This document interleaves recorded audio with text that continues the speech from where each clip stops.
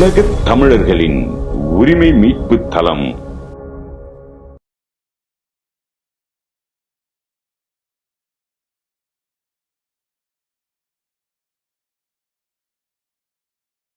திரு கோபி ஏகாம்பரம், கர்நாடக தமிழர் பாதுகாப்பு சங்கம். இவர் பார்த்தீங்கன்னா பெங்களூரில்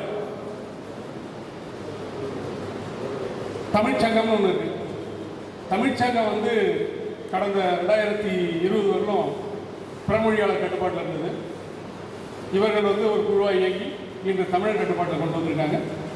திரு கோபி ஏகாம்பரம் உரையாற்றுவார்.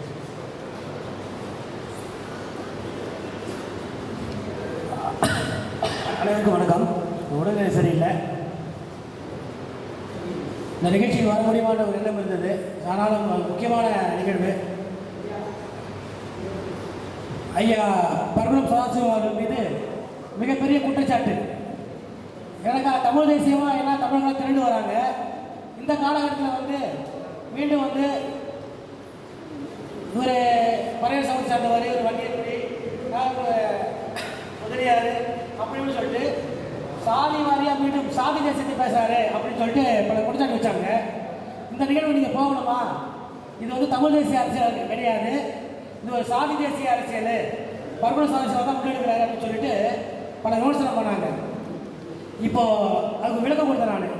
கர்நாடகத்தில் இந்த கடந்த 15 நாளாக கர்நாடக அரசு பள்ளி கல்லூரி ஆசிரியர்கள்லாம் விடுமுறை விட்டாங்க. 15 நாள் விடுமுறை விட்டாங்க. என்ன காரணம் கேட்டாக்கா, சாதி வாரியாக கணக்கெடுப்பு நடத்தணும். கர்நாடகாவில் கர்நாடக முதல்வர் சித்தராமையா அவர்கள் உத்தரவிட்டார், சாதி வாரி கணக்கெடுப்பு நடத்தி ஆக வேண்டும் அப்படின்னு சொல்லிட்டு. அதுக்கு கல்லூரி பள்ளி எல்லாத்துக்கும் 15 நாள் விடுமுறை. பள்ளி ஆசிரியர்கள், கல்லூரி ஆசிரியர்கள் எல்லாருமே சாதி வாரி கணக்கெடுப்பு கிளம்பிட்டாங்க. அதே போல் கர்நாடக மின்சார வாரியத்துடைய ஊழியர்கள், அப்புறம் மாநகராட்சி ஊழியர்கள், இப்படி அரசு சார்ந்த நிறுவன ஊழியர்கள் எல்லாமே இந்த 15 நாளில் சாதி வாரி கணக்கு நடத்த சொல்லிட்டு வீடு வீடாக போனாங்க. அந்த வீடு வீடாக போகும்போது 60 கேள்விகள், ஒவ்வொருத்தரும் 60 கேள்வி கேட்குறாங்க. நீங்கள் பிறந்தது எந்த ஊர், கர்நாடகத்தில் எத்தனை வருஷம் ஆகுது, எந்த சாதி, துணை சாதி என்ன, சப்காஸ்ட் என்ன தொழில் பண்ணுறீங்க, எவ்வளோ சொத்து பத்து இருக்குது, தாய்மொழி என்ன, இப்படியெல்லாம் கேள்வி கேட்குறாங்க. கேள்வி கேட்டு இவர் இந்த மொழியை சார்ந்தவர், இந்த சாதியை சேர்ந்தவர் சொல்லிட்டு கர்நாடக அரசு பதிவு செய்திருக்குது. அதாவது சாதிவாரிய கணக்கெடுப்பை புள்ளி விவரத்தோட கர்நாடக அரசு இந்த 15 நாட்களில் கிட்டத்தட்ட 70% முடிச்சிட்டாங்க. வெறும் 15 நாளில் 70% சாதி வாரிய கணக்கெடுப்பு கர்நாடக அரசு நடத்தி முடித்து விட்டது. 30% 2ஆம் கட்டமாக செய்ய போகிறாங்க. இந்த சாதி வாரி கணக்கெடுப்பு நடத்தும் போது கர்நாடகத்தில் இருக்கிற அங்கே பிஜேபியாக இருக்கட்டும், மற்ற எதிர்கட்சிகளாக இருக்கட்டும், ஜேடிஎஸ்ஸாக இருக்கட்டும், அனைத்து கட்சியுமே வரவேற்பு தான்.